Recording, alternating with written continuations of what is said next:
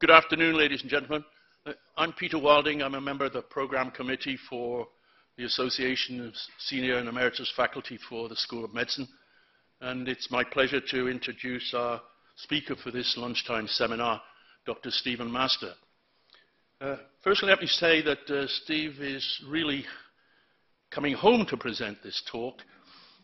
Although he is an associate professor at the Weill Cornell School of Medicine in New York, where he's also director of the Central Laboratory at Cornell Presbyterian.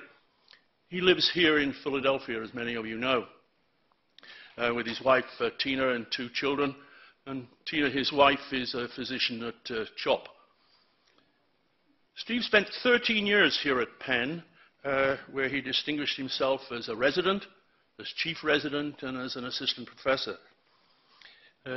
He arrived when I was director of clinical chemistry at HUP, but most of his tenure has really been after my retirement. However, I have been privileged to watch Steve's career blossom both locally, nationally, and internationally in the field of laboratory medicine. And I'm confident that we're going to listen to someone who's going to make a major impact on the field of laboratory medicine in the coming years. Steve has been elected to the Board of Directors of the American Association for Clinical Chemistry and is an active participant in discourse on laboratory medicine locally, nationally, and internationally. The last time, or one of the last times I saw Steve, it was in Greece, where he was presenting this topic to an international audience of leaders in the field of laboratory medicine. And I'm sure that what you're going to hear today is going to be up to that standard, because I know it was thoroughly enjoyed by everyone there. So it's my pleasure to introduce Dr. Stephen Master.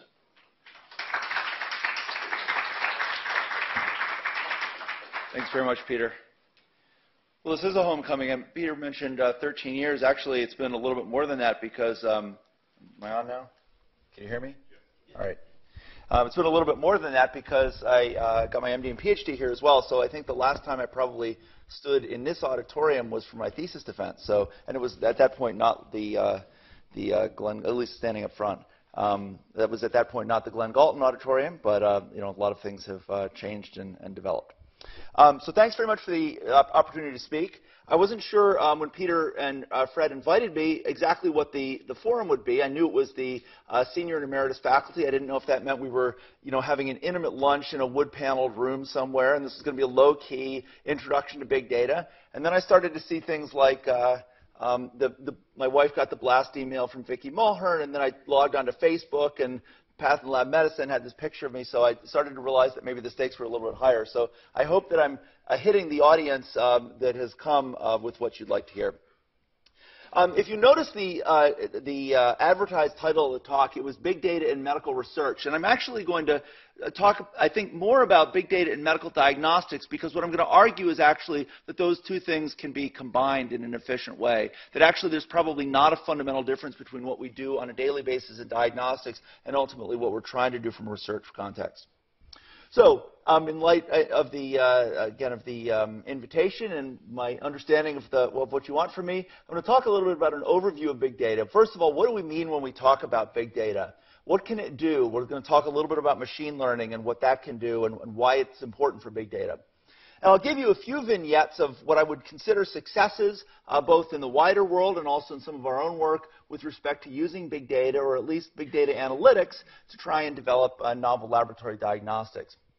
But then I think in this context, we have to be a little bit skeptical about big data, so we'll have some second thoughts and weaknesses of big data analytics, and then we'll talk about how to improve models, and then finish off with what I hope is a rousing call for the academic medical centers to take up the ball and run with it from a big data perspective. So in a big data talk, it seems appropriate to start with a diagram that appears on Wikipedia.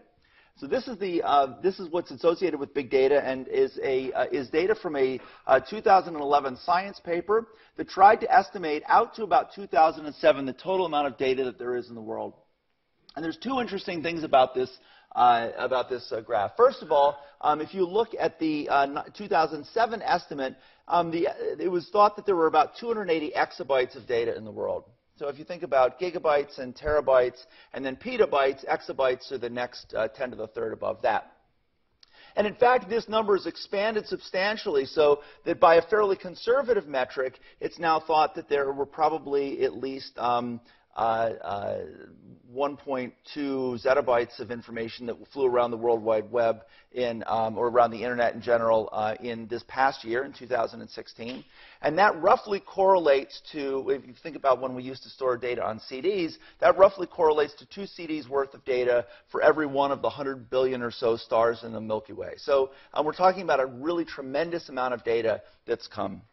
And you see that there's sort of an inflection point that happens here just before 2000. And of course, that's no accident. You see that digital data starts to take off in 1993. This is really the emergence of the World Wide Web.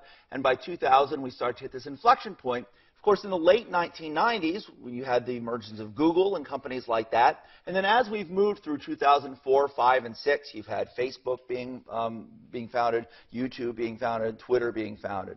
So really, there are a lot of companies that are driving this vast increase in the amount of digital storage. And that's really the other story that's buried in the data on this slide, which is that not only do we have a huge increase in the total amount of data that are available worldwide, but the proportion of that data that is digital is substantially increased. So we've now gone from analog storage forming the bulk of the data in the world to analog storage forming a very small portion of the data in the world. And this is important because what it shows us is that big data is not merely about volume, it's also about the idea of datafication. It's the idea that many of the things that we have gathered worldwide, medical data, in fact, are now amenable to analysis because they exist in digital form. And we see this in the healthcare space with the electronic medical record. This is not just about getting rid of paper. If it were just about getting rid of paper, then clearly would probably not justify the increased time and work that it's taking for providers to incorporate that into their work life. But it really is, at some level, about datafication. It's about making medical information available in a form on which we can do analytics. There are also new medical sensors that are increasing the type of data that are coming in. We have point-of-care devices. This happens to be a picture of the prototype of the Google and Novartis contact lens, which is designed to do continuous glucose monitoring. So you can imagine that with sensors like that, you can start to gather data at a whole other scale than has been medical data, at a scale that has not been seen heretofore. And of course, then we have cell phone-enabled technologies. If you think about Apple's foray into the health kit and the research kit, you'll notice some organizations that you're familiar with here. Penn Medicine is involved, Weill Cornell is involved. A number of academic and other institutions have been involved in trying to utilize cell phones, which are fairly ubiquitous at this point, to gather medical data. So in every way, the kind and scope of medical data that we have has increased tremendously. So then what exactly do we mean when we talk about big data?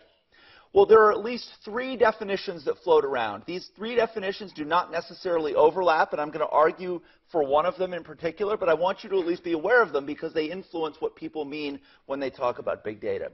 The first is there can be a technology-driven definition of big data. That is to say, it's data that's too large to be stored on a single machine. So, in fact, if you think about traditional databases, you'd have a single computer and you just add more and more and more hard drives, and you'd have one large database existing on a single machine, and you would query that database to get your answer, right? And at a certain point, when you're the Googles and the Facebooks and the YouTubes of this world, that model breaks down. And that model breaks down because you simply can't have a single computer that's going to have enough storage space to adequately handle all the information that you want to handle. So that led to a number of technologies that enable distributed storage, which is to say we now have databases that exist across a redundant and dispersed set of storage units. We have a bunch of computers that are on the web, all of which are on the internet, all of which have some part of a database. And there are specific software technologies that have been developed to allow efficient extraction of information from these distributed databases, things like MapReduce and Hadoop. I'm not going to go into the details of those, but I've mentioned them so that when you hear about big data and someone starts talking about these kinds of things, you understand that implicitly what they're saying is the definition of big data is data that's too big to be held on a single machine. All right? Now, I would argue that that is actually probably too limited a view of big data, or too restrictive a view of big data, because that's only a technology-driven problem. We could imagine that we could have different kinds of storage where that would no longer be the case, and we wouldn't need these technologies. So while this has historically tracked with that inflection in the growth of data, I would argue that that's probably not the thing we really care about in medicine when we're talking about big data. The second way you can define big data is by virtue of its properties. You can define it based on the characteristics of large data sets. And what do I mean? Well, typically, individuals who are talking about big data with respect to its properties will talk about what they call the 4 V's: volume, velocity, variety, and veracity. And the idea here is that as we've developed more and more and more data, I've told you that we have now reached the point of looking at zettabytes of information going around the internet. And the projection here, if you can see it, is that by 2020, we may have as much as 40 zettabytes of information that are moving around that are stored, which is just an unfathomable amount of information. So volume is an issue, the scale of data. Velocity is an issue. When you start talking about things like continuous glucose measurement, or you start talking about hooking in every item in a hospital that's being used to monitor a patient into a centralized data repository, you realize that data are coming faster and faster. And managing that is a part of managing big data. Variety is an important characteristic of big data because now no longer are we talking about simply data like lab values, for example, which might be traditional data, but now we're talking about all the diagnosis codes and the Facebook posts that that patient may have made and the things that they've done with their phone and where they've traveled and all sorts of things that make up a variety of different kinds of information, different dimensions along which we can analyze medical information. And then finally, veracity. One of the things that we recognize as we start to look at larger and larger data sets is that some of those data are messy and are not always very clean. And so this is something that we have to take into account when we're talking about big data approaches to medicine.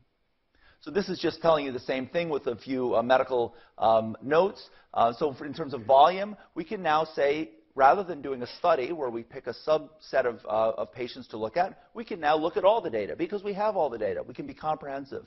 Look at all hospital records rather than a clinical trial. We can talk about velocity with ubiquitous sensors, as I've already mentioned.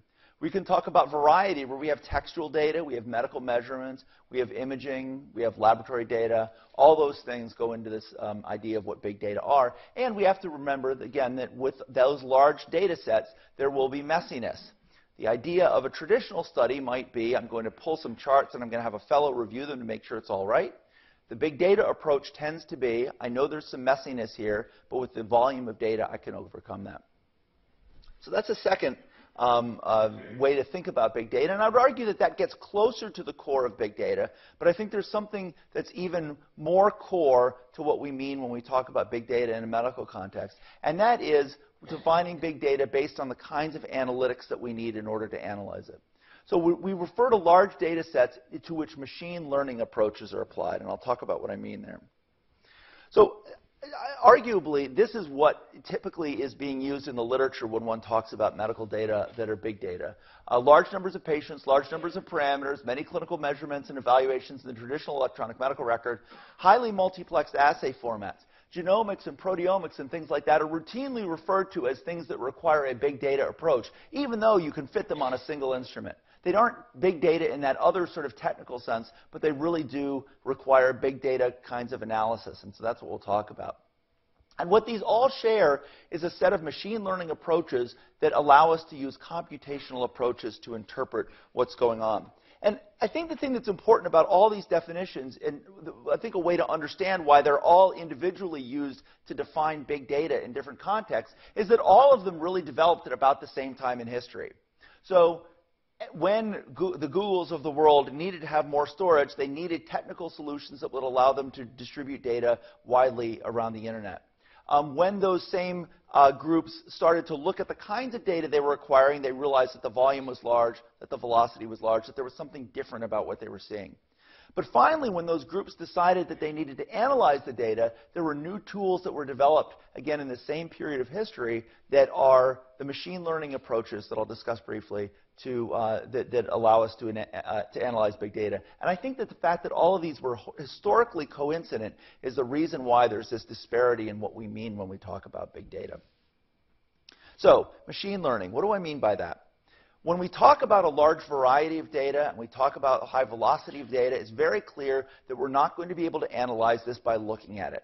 No matter what visualization tool we pick, we're not going to be able to stare at the data, at these very, very large data sets, and get an answer. What do we need in order to interpret?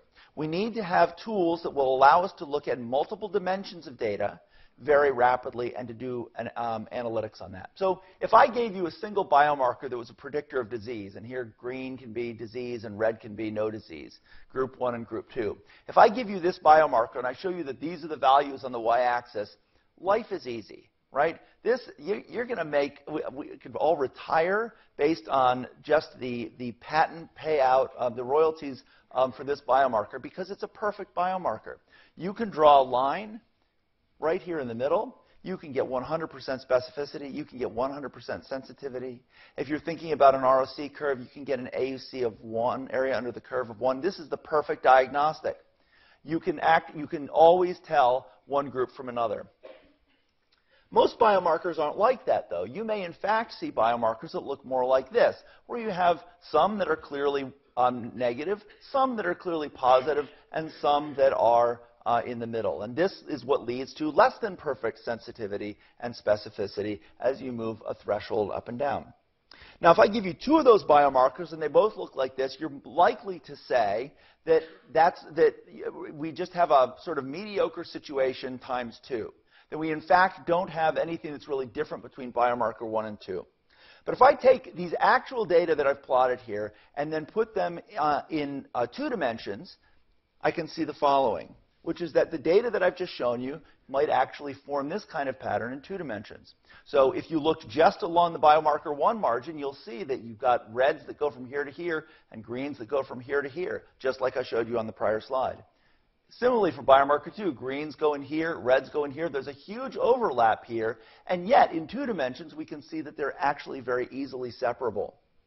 Right? So once we start to look at multiple things, and when we talk about big data, we're talking about tens to hundreds to thousands to tens of thousands of kinds of things, tens of thousands of dimensions. Once we can start to look at things in this way, we can find patterns that we would not find if we were simply looking at our biomarkers one by one.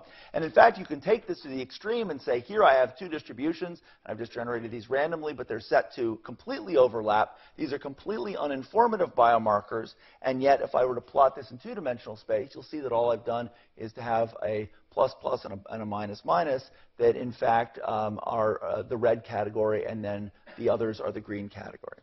Okay, so only in multiple dimensions can you start to see this.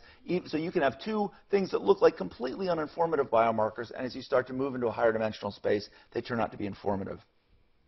And by machine learning, we're talking about the kinds of algorithms that can describe this. This happens to be fairly straightforward and simple. I can use, for example, a simple decision tree. I can say, is biomarker 1 less than 77?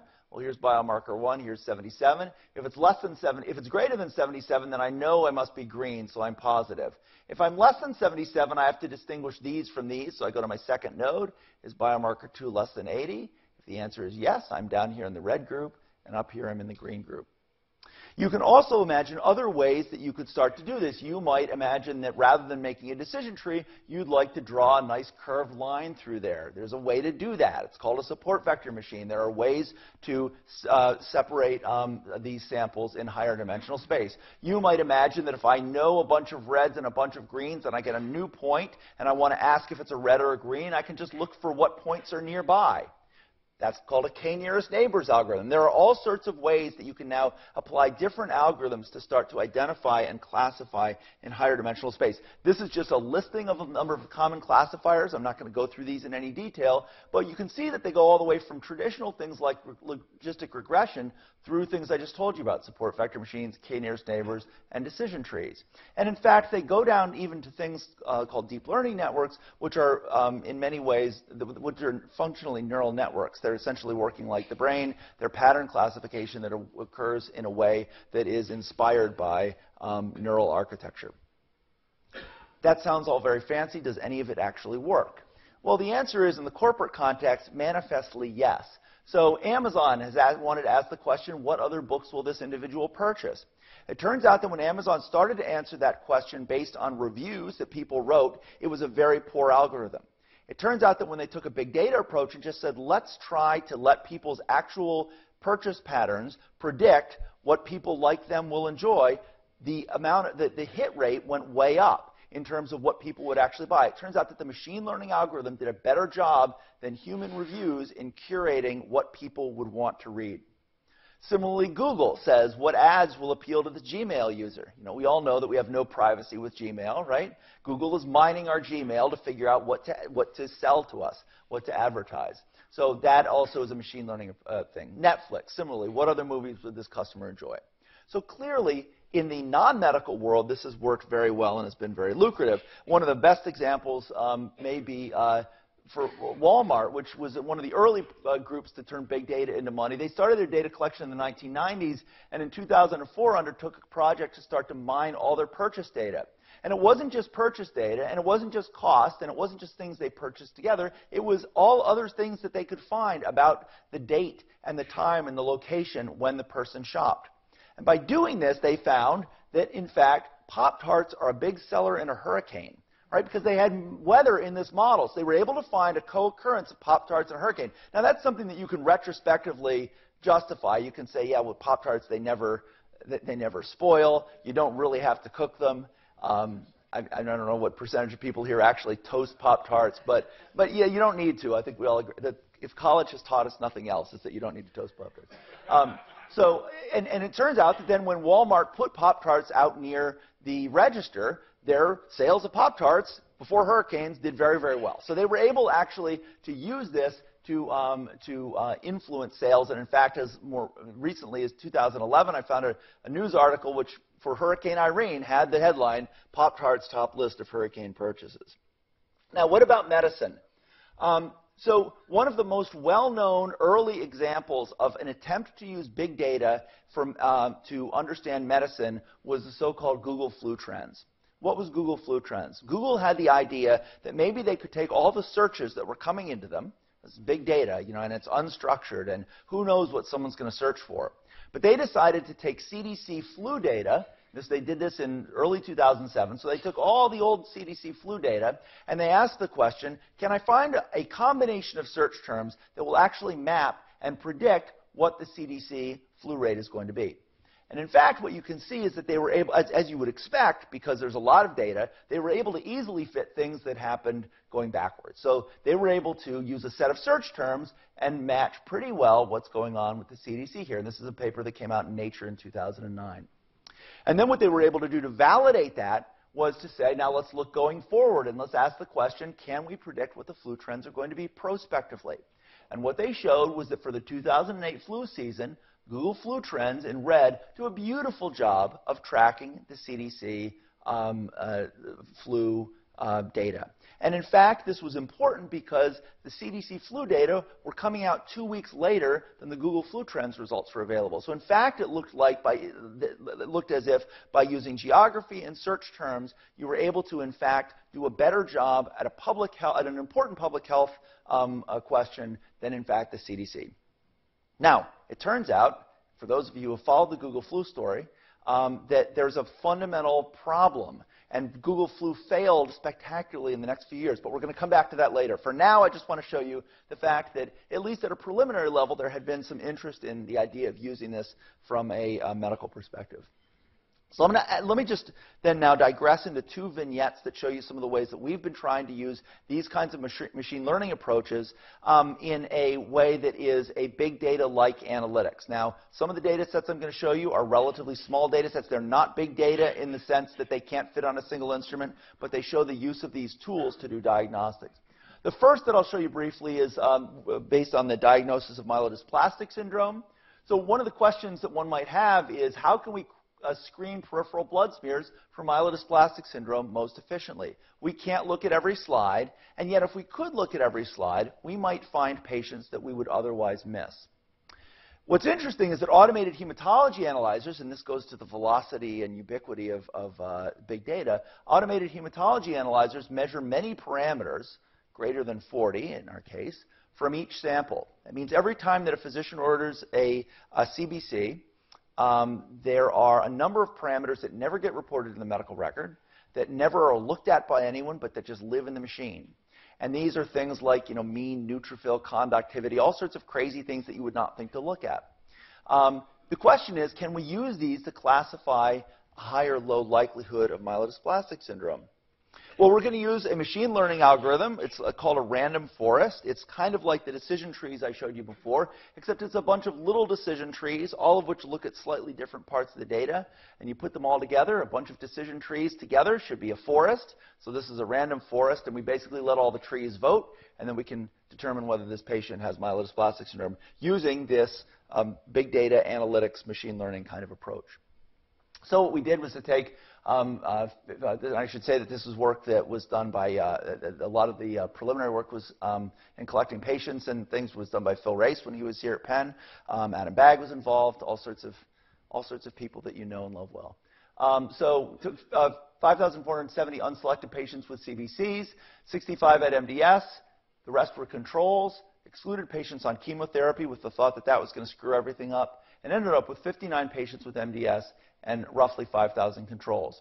Those were then divided into a training set and a test set, so the test set was not used to build the classifier. And the question is, if we look at these 40 parameters, can we diagnose myelodysplastic syndrome? Well, the first thing we did was to look at the variables that turned out to be important in the model that the random forest gave us. And it turns out that the most important variable up here is PDW. This is the distribution of platelet widths.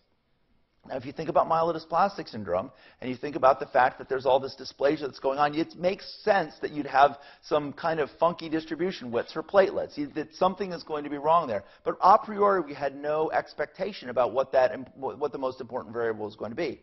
And it's also worth pointing out that nobody that I know of reports PDW. No clinician wants to see it. That's not part of the CBC. That's not what they're looking at. And yet, it turns out to have a lot of information. How much information? If we apply the random forest classifier for myelodysplastic syndrome that we create to the independent test set, we actually get very nice performance, an area under the curve of 0.94. We actually do if you don't look at ROC curves on a daily basis, this is the false positive rate and true positive rate. So this is sensitivity and 1 minus specificity on here. So up toward this corner, that's good. This corner would be 100% sensitive and 100% specific. And what we see here is that we do a very good job getting very close to that ideal classifier. Just with this naive approach of saying, can we take all these things that the hematology analyzer gives us and identify something that is real.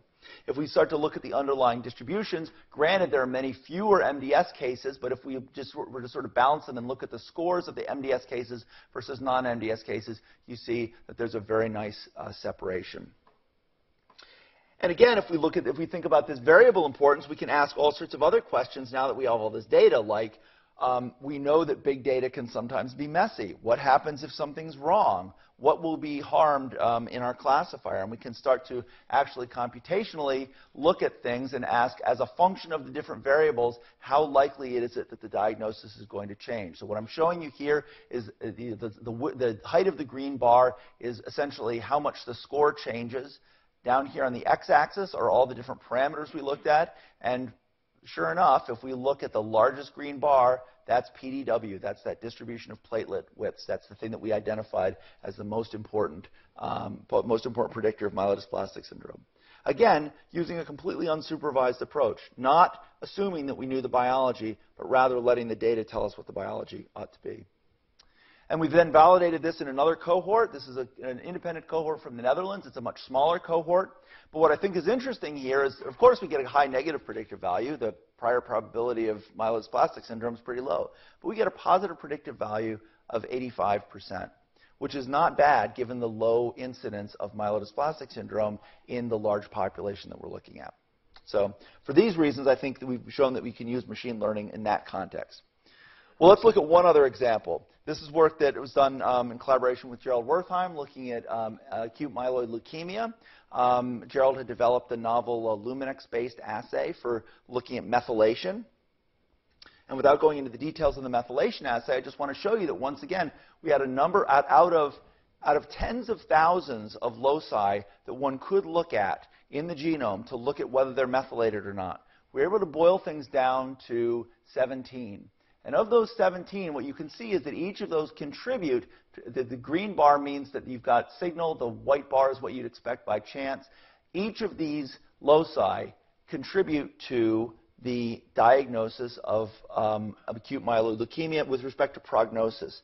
And in fact, when we've gone back and looked at this in validation cohorts, this happens to be a cohort from Penn, where we look at a particularly difficult kind of acute myeloid leukemia to talk about prognostically. These are patients who have intermediate cytogenetics and are younger. And what we see is that our score is able to robustly segment the overall survival of these individuals. And we've also validated this in a cohort from ECOG, and we validated it in a cohort from MD Anderson. This seems to work very well.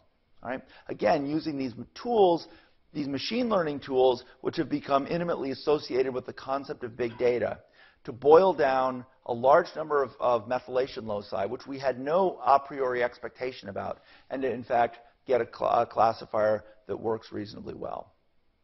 Now, if you're a reviewer and you see that, and you see that come in a paper, you're likely to say, I'd like you to write a discussion section that's going to talk about each of the loci that you found. And I'd like you to weave a story about why the biology matters. And you can understand why there is that general, inclination. We have variables we don't understand. I showed you a bunch of anonymous methylation loci. I doubt people looked at it and said, I know what gene that's from. I've just shown you that there's a classifier. We're able to find loci, and in fact, it does work in a number of independent validation contexts. Furthermore, we've got combinations that we don't understand. So I've showed you things that were made with that random forest, a bunch of little decision trees. Nobody is going to sit there and look through 500 decision trees to try and figure out why this works exactly the way it does. In fact, it's probably not possible for an individual to do that. So the question is this safe? This big data approach that I'm talking about, where we take a lot of data, boil it down into classifiers, and try to understand things about biology, is it safe? Usually, when this question comes up in a big data context, the conversation eventually gets back to Ignaz Semmelweis. So who's Ignaz Semmelweis? Ignaz Semmelweis was a Hungarian physician. He practiced primarily in, say, the 1840s or so, and he was in Vienna. What Ignaz Semmelweis was charged to do was to overlook a number of overlook maternity wards in Vienna. And what he noticed was there were two maternity ward clinics. There was, let's call them Clinic A and Clinic B, and one of them was staffed by midwives.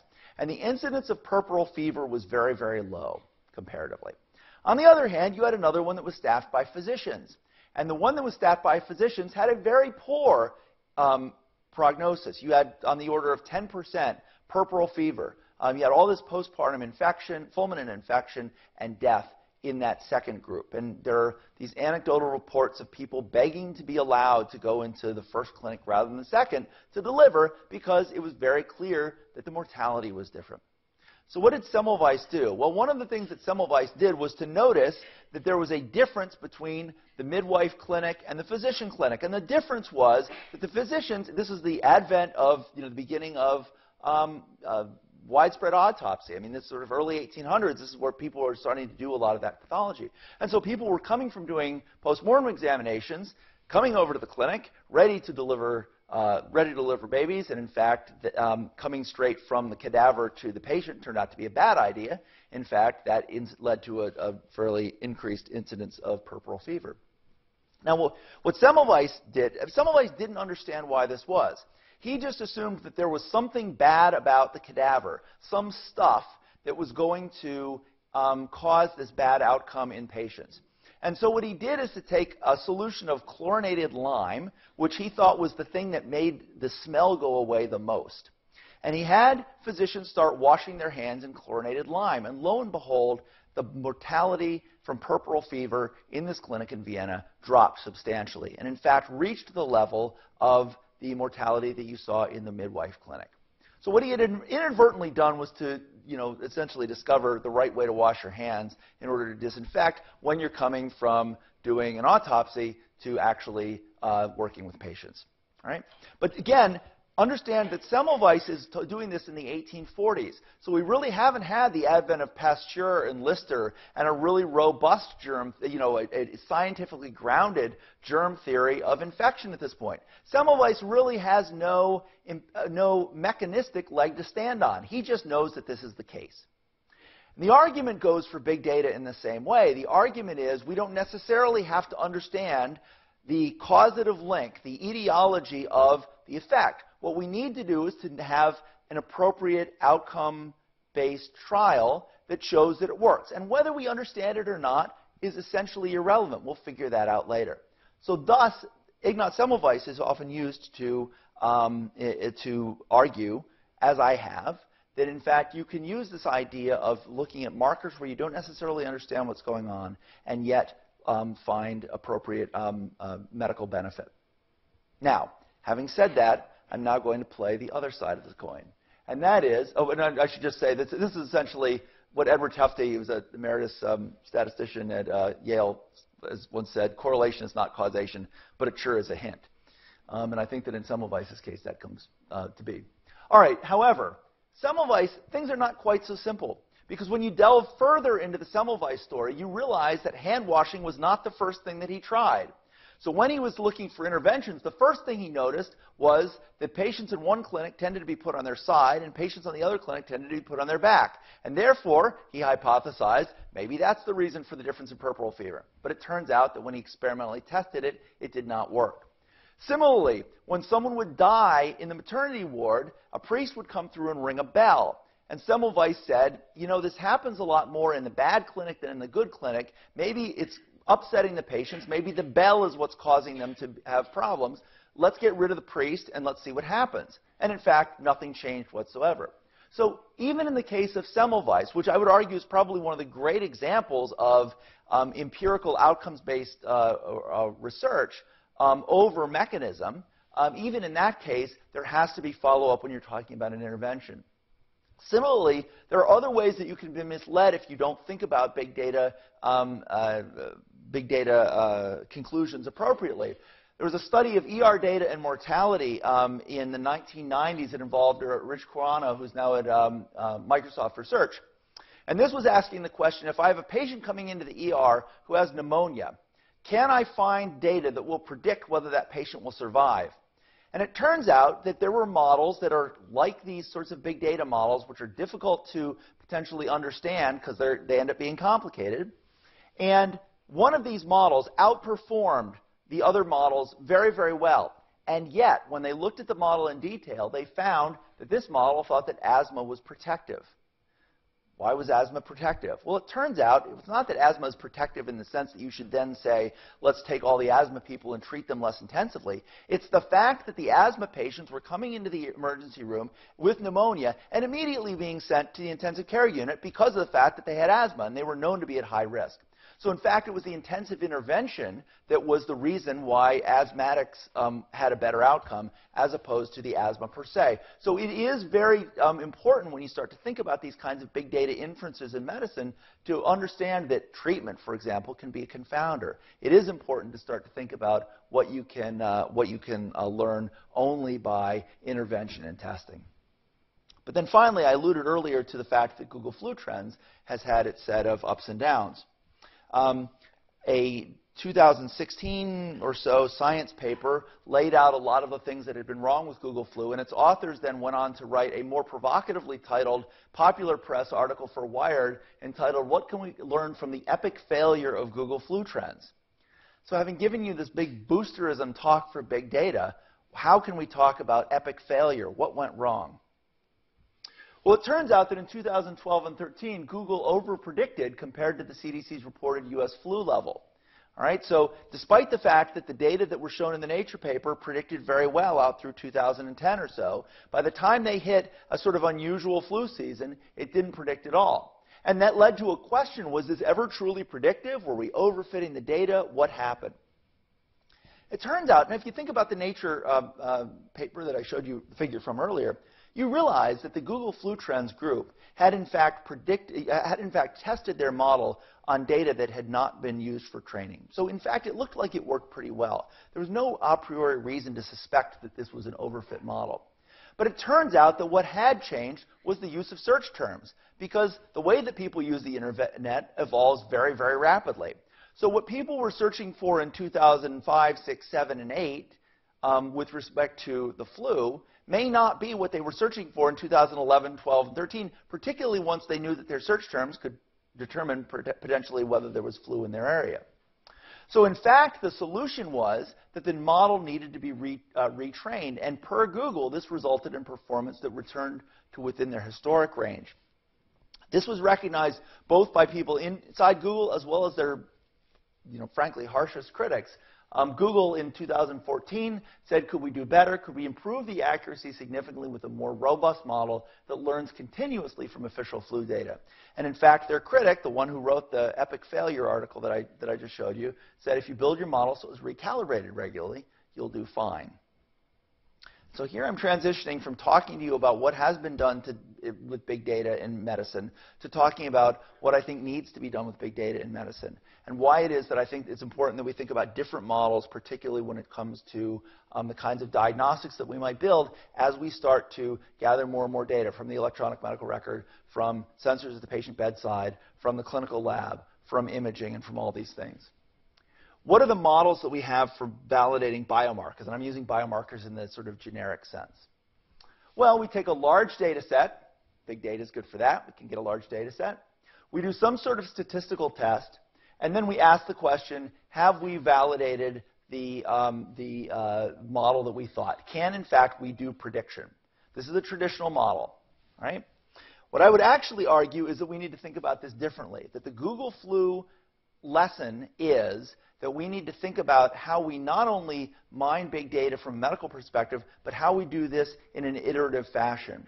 So we actually probably want to start with an initial guess at what a good model is and some sort of prior expectation about what it is that, whether the presence of disease or not. Then allow data to tell us what we would predict, and then see if that prediction actually matches reality. This is a Bayesian model. Think about Bayesian statistics. This is this idea that we continuously refine our ideas based on new things that we learn. And in fact, what we do then is to feed this new model back up to the top, and all the new data comes in through that new model. And this is what a clinician does all the time. We would not dream of using this model in medical education, because this would be the equivalent of basically saying you go to medical school, you train, you learn the things that you're supposed to learn diagnostically, and then you are forever static. You're not going to be influenced by what you learn from experience. You're not going to be influenced by what you learn in continuing medical education. You're not going to be influenced by changing disease patterns and things like that. You're only going to stay static. This, arguably, is what we all do on a very regular basis. And what I'm arguing is we need to do the same thing in a machine learning context. So why is this important? In the long run, I would argue that big data-based prediction in medicine will experience exactly the same pitfalls as Google Flu Trends. We'll do a great job at talking about patients who survive under some circumstances. And then there will be a new disease that will come along, or people will alter treatment based on the fact that they now know who's likely to die or not. And all of a sudden, what was a good predictor is no longer a good predictor. So if we don't wrestle with this problem, I'd argue we're going to get ourselves into big data trouble. We have new treatments, we have changing exposures, we have changing demographics, we have new pathogens. And so we need a mechanism to continually feed back results into the model to learn from our mistakes. Now, again, I would argue this is common sense. Given the things that I told you about big data, velocity, variety, volume of big data, there's an inevitable time-based component to diagnosis and proper treatment. We're getting so much data all the time that that will reflect in real time changes that are occurring in the environment. And we have to take that into account as we're going to start to use big data in a medical context. But again, as I've told you, this is what clinicians do already. So why haven't we done this with machine learning? Why haven't we done this with diagnostics? Well, the reason for that is at least in part because of some of our other mistakes. Some of you may be aware of some of these sort of well-known cautionary tales. In 2009, we had a situation at Duke where there was some DNA microarray data that was being used to predict the probability that a tumor would respond to a certain chemotherapy. It turned out in that case that there was fraud involved. But the problem was that it was almost impossible for anyone to tell because of the fact that it was such a complicated algorithm and no one could really go back and reproduce it. So there have clearly been issues where bad handling of classifier generation, bad handling of big data machine learning algorithms has caused problems. Similarly, in the early 2000s, Lance Leota's group published work that suggested that if you just took an individual's blood and looked at a pattern of mass spectrometry-based signal, that you could in fact determine whether a woman had ovarian cancer, and in fact that this would work even with stage 1 ovarian cancer, which presumably would be surgically curable. So it was a big hit until it turned out that they had fundamentally confounded their study design, and in fact none of it panned out. So these are the kinds of things that are feeding in, I think, to some of the worry about what happens if we just blindly start to apply these kinds of machine learning approaches in medicine. And this is what led in 2012 to a report from the Institute of Medicine that basically said when we are going to validate these kinds of diagnostics that I'm telling you about, things that are based on big data sets that are using machine learning to predict what's going to happen to a patient, that there needs to be a frozen algorithm prior to clinical validation. You can't keep tweaking the knobs while you're validating. And so what this group very clearly said was that you need to have an area where you're developing your classifier, and then you freeze it, and you never change it again, and you have an area over here where you validate. All right? That's an attempt to keep the things that I just told you about from happening again. And so you can imagine that maybe you could do some exploratory work or some clinical assay validation and still be playing with your algorithm. But by the time you get up to pivotal kinds of trials in the sort of discovery pipeline space, that in fact you need to have that frozen down. Okay, so how do we reconcile these things? Because I hope I've convinced you that there's a problem with this. And the problem is, I would argue that the FDA actually has it exactly backwards. That current paradigm of large data set, clear statistical analysis, approval of a defined test, that's great in terms of solving the problems that we've had with fraud, with bad study design, with things like that. All right? And there have been many of them. There's been a lot of very, very bad statistics and very, very bad bioinformatics and very, very bad study design that have made their way in the literature and have really, in a sense, poisoned the well in terms of what this paradigm can be. But I would argue, based on the Google Flu Trends experience, that we can't let that stop us from understanding that we have to refine algorithms. We need a future paradigm that's a large data set that gives you an initial model and then gives you approval of a test that includes Bayesian updating. All right? So this has implications, obviously, for what assay validation means. But how would we make that safe? If I've told you that there are all these problems, who in the world would trust someone to release an algorithm that would have updating? Well, this requires a new kind of statistical oversight. The term that Victor Meyer-Schönberger has used for this is an algorithmist. Rather than simply defining medical diagnostics, rather than simply pooling medical knowledge, we need individuals with the appropriate statistical and bioinformatic and machine learning and big data expertise to understand what is statistically valid and what is not statistically valid, and how you correctly update an algorithm and how you do not correctly update an algorithm. We currently evaluate sets of data, study design, and statistical inferences. We could focus on criteria for accepting data and validated statistical models for incorporating new data. And this is sort of the inspection model, right? This is not like the FDA approves it and then it's done. This is more like JACO, or in my space in the lab medicine, the College of American Pathologists. They come in and they say, show us what you're doing and show us the argument that what you're doing, including changes that you make, show us that that's safe. If you're interested in reading about this, I wrote an opinion piece a couple years ago with Victor on this issue of learning from our mistakes and trying to argue that, in fact, what the FDA needs to move toward in the long run, and I'm not saying this is going to happen anytime soon, but is to move toward this idea that we should be able to use big data to update our predictions on the fly and to, in fact, create evolving classifiers. So how do we live with uncertainty? This new paradigm of continuous relearning would require confidence in extremely clear, well-grounded statistical methodology and implementation. There is, and I'll say this on the next slide again, there is, I think, a real argument here for a certain kind of learning and a certain kind of program that needs to exist within academic medical centers. The results would evolve, but this is what we do in medicine all the time, and it would be evidence-based. Again, no one would go to a practitioner who never went to CME. No one would go to a practitioner who insisted that they never learned from what they've done in the past. So how would we do this? What would be the next steps to implement this kind of big data approach in medicine? We need a consensus for establishing best practices. What are the standards for data that's good enough? How do we ascertain outcomes? What statistical methodologies are we going to count as good? And how do we continuously audit this process? I'm not proposing that we basically just throw open the gates and say, create your own algorithm. So in the lab, I'll be a little bit provocative. In the lab, what's interesting right now is that there's a lot of resistance to this idea of using classifiers that has come from the FDA because of these bad outcomes.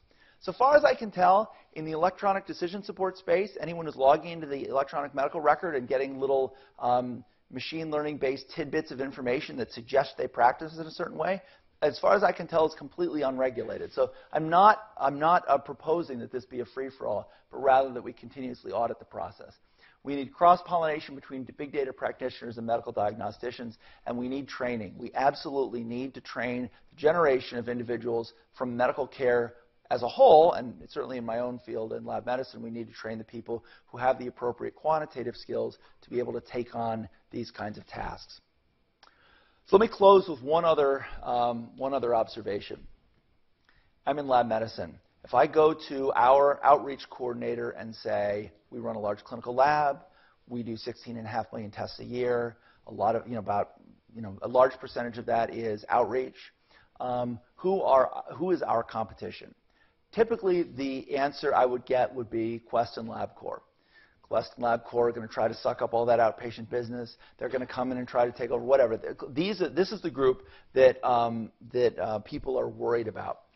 I would argue that this is what we need to think about. This is the competition. It's people who know how to do data analytics. Google and Apple and others, Yahoo and you name it, have made their business on the basis of doing very, very intelligent machine learning, big data kinds of executing strategies in big data and machine learning that have been very, very successful. It is only a matter of time until they realize that healthcare is ripe for the picking. And in fact, you could argue that's already happening. Why is Apple doing the health kit and the research kit? Because they're trying to get into medical diagnostics. Why is Google partnering with Novartis to make a contact lens? Because they're trying to get into medical diagnostics. Because they recognize that right now the data exists and it's not being efficiently utilized. So their expertise in analytics is what gives them a real leg up. And I would argue that this is a challenge for all of us in academic healthcare. We right now have a historic opportunity to exploit big data to improve medical diagnostics, treatment, and research. We have medical data repositories. Here at Penn, the Penn Data Store has now been going for a while. It's getting mature enough that it can actually be used. It started out as kind of this side project of someone archiving information, and now it has evolved into something that is robust, where you can actually ask these kinds of questions. And in fact, my understanding is they're being used at a system-wide level here to try and actually provide intervention guidance. We also have the outcomes data. We have the electronic medical record, so we know what happens to the patient. Quest and LabCorp do not have that. They have a sample that goes in and a sample and a result that goes out, and they don't have the contact with the patient, so they're not seeing that.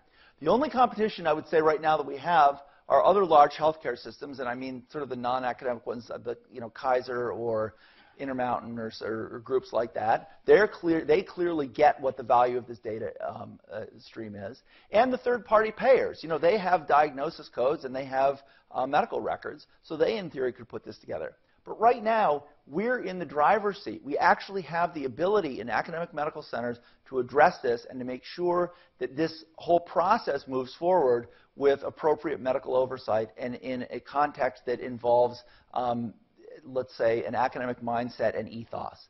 And I think that that's something that we shouldn't actually ignore, because this is going to change as medical sensing is distributed. And as soon as your cell phone gives a level of data that is equivalent to what you're getting walking in the office, then it's game over, because you've got Apple and Google sitting there, and maybe that's who we'll end up working for, who are actually going to be doing the medical diagnostics. So I would end that as with sort of a plea for all of us in academic healthcare to really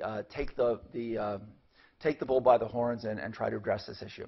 That's what I have to say about big data. I've tried to explain a little bit about what it is, tried to give you some of the different definitions that are floating around out there, tell you why I think those different definitions all coalesce around a particular historical moment that we've lived through. We've talked about some of the real success stories of big data, both in the corporate space and in the medical space. We've talked about some of the downsides. We've talked about what I think are the important evolutions that need to happen in the way we process big data. And then finally, I hope, again, we can all encourage our respective institutions to prioritize this at the level that would be appropriate. So thanks again for the invitation. I'd be happy to take any questions.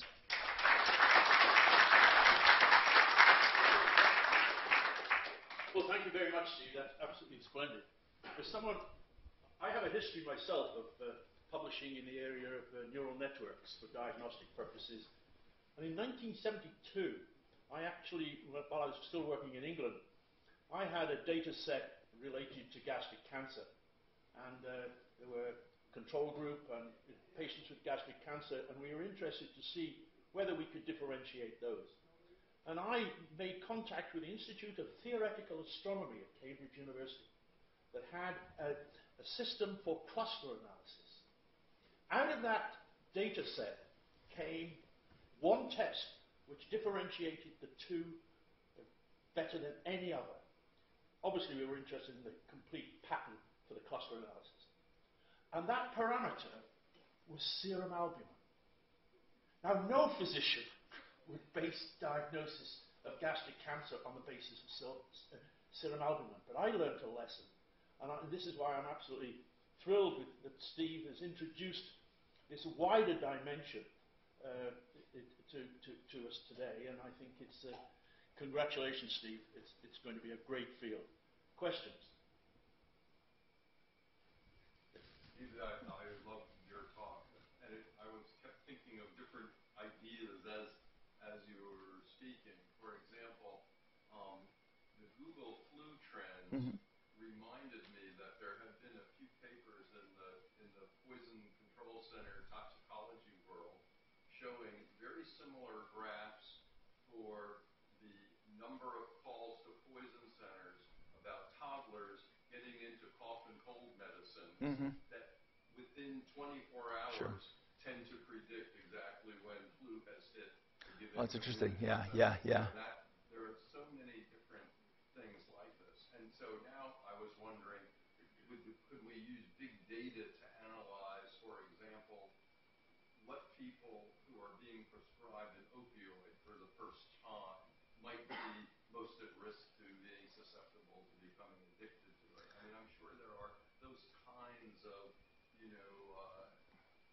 implications from this kind of work. Yeah, I mean, I think those are, as we get larger and larger data sets, and as the data collection becomes more ubiquitous, I think it becomes easier and easier to ask those kinds of questions. I alluded at the beginning to the fact that I had a title that was not medical research, but rather medical diagnostics, and I would argue that, as the EMR becomes something that's more all-encompassing and something more global, that's something where routine diagnostics forms that basic database that you need for research. So I think that asking those kinds of associational questions can be really important. There's no question that one of the cautions always has to be whether or not this is going to be like the, let's say, hormone replacement therapy, where in fact it turns out that there's a confounder based on socioeconomic status or something like that. You're always worried about that causation issue if you're going to create an intervention. So I think there is still a role for doing what you're talking about with respect to the infants getting into the cold stuff, which is to take the big data output as a hypothesis generator. Certainly to the extent that one does do follow-up research, then you can lessen the impact of some of these retraining things because you're pulling out things that you know are reasonable. But yeah, I think that's exactly the kind of application that this could be useful for. Could I just, the question you raised about susceptibility to opioid addiction is actually being tested clinically at the moment, and it's based mostly on multi-parameter stuff in genomics. So that there is what they call a neurology panel, all based on certain gene sequences, etc. And that shows the susceptibility of individuals to future addiction. So I know that particular trial I'm aware of that's going on at the moment. Sorry. Question at the back? Yes? Yeah. How do you draw the line between diagnostics and therapies now? Because that's a very important line, right? So I could see, Yeah. I think about schizophrenia. Right. DNA methylome was very good. Mm-hmm. They had this great signature. And then the smoking methylome came along and said, oh, no, that whole schizophrenia thing, that's all because of smoking. Yeah, right. So it's okay sort of diagnosing, but if you're going to go after translating it to the therapy, Yeah, they're using it already, right? absolutely. So there's a couple things to say about that. One is that there was so Google was very coy about what terms ended up in their Google Flu Trends thing.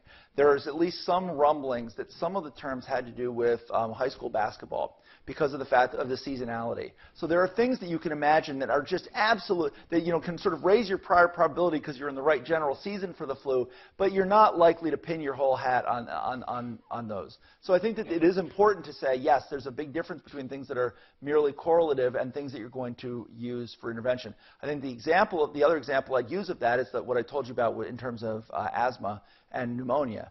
Clearly, there was an association between good outcome and asthma. Why was that? It had nothing to do with some intrinsic biology. It had to do with the fact that the asthma patients were being identified for intensive intervention the moment they walked in.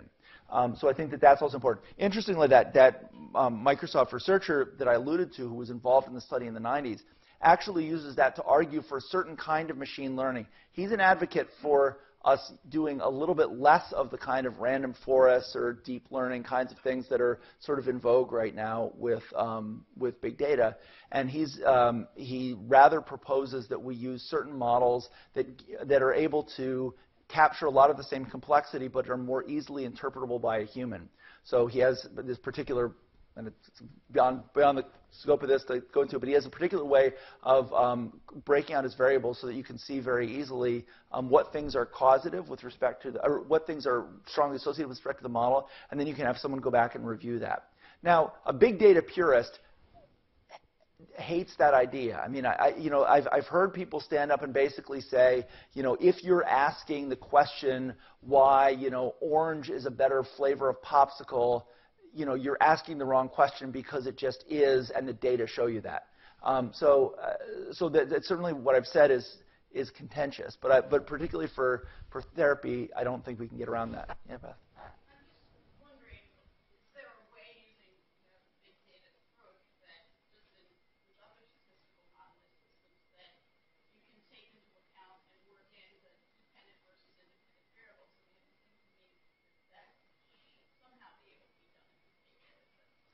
Well, yeah, I mean, I think the question is always what the dependent and the independent variables really are. I mean, clearly, if you have a truly big data set, if you're really mining, patients' tweets to try and figure out things about their health, it gets tricky to figure out what's cause and what's effect. Beyond that, I mean, so I do think that ultimately this has to be linked to outcomes. But I do think that one important thing is that we know that a strong confounder for a lot of medical kinds of applications or medical questions that we might want to ask with the kinds of big data that are emerging are going to be inherently confounded by treatment. And I do think it's really important that treatment be put into those models to try and ascertain what that effect might be. Yeah. Steve, can I ask a question? Sure. One of the fundamental requirements, or not requirements, practices within diagnosis is, to some extent, subjective assessment. Mm-hmm. I've grown up in a discipline where our results are objective because they're enumerated and they're backed by an analytical procedure.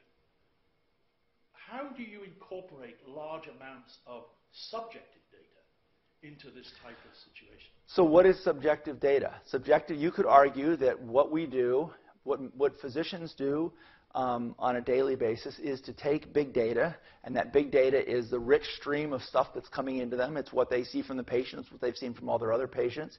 It's image data, it's auditory, it's what they palpate. All those things feed into a large neural network. And that's what they trained in medical school, and that's what they've continued to train ever since.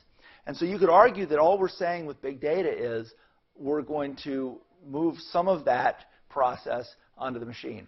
Now, so in principle, I mean, there are clearly big data examples of, and I'm sure you've heard of this, people taking YouTube, videos and trying to apply deep learning algorithms to them and finding that it can segregate, cat videos from non-cat videos, right? It can, you watch enough YouTube and you can recognize a cat. Incidentally, talking about the large amount of data, the estimates are now that there's on the order of 400 hours of YouTube video that are uploaded every minute, which obviously no one can keep up with. But if you had the ability to use a computational approach to try and extract meaning from that, it might be very valuable. My kids try to keep up with that, I will tell you, but they don't. And so I think that the sort of facile answer is the brain is a neural network. What we're doing is just different levels of different grades along the way of saying how do we start to incorporate those same kinds of processing capabilities to understand large data sets. Yeah, Rob. So you showed two classifiers, one for MDS and one for AML. One was from data from a single analyzer, and the other was just methylation. Right. Have you gone back and thrown a wider net? I would think for MDS, for example, age might add to your classifier. For MDS, age does add to the classifier, and in fact, I forgot to point that out because age is in that classifier. Age is, yeah, it's age and all those parameters. So, Did you ever look at other lab values? Or? Sure. So with the AML project, obviously we've looked not only at methylation but also at genomics because it's important. And then there are other things that are known there, age, et cetera. And so you've got to make sure that your model is including all of those. So yes, there's that. There's a whole other issue, which is how do you start to explore these large data sets if you don't have a disease you're looking for? So one of the things I didn't show is if you take just basic metabolic panel data that comes through on every patient and try to collapse those dimensions down into something you can look at, can you find any common trends? Well, you can. It turns out that the things that any second-year medical student ought to be able to spot. It's like, oh, look, there's the big vector that goes up that means renal failure. There's the one that's liver failure. So it's stuff that anyone would have been trained to see from a basic metabolic panel.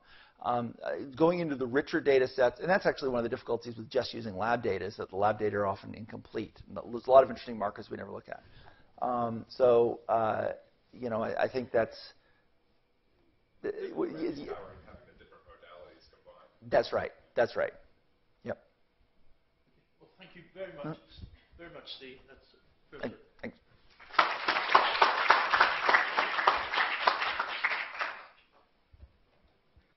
That's great. Good? Yeah, excellent. Absolutely. Yes. As I say, it's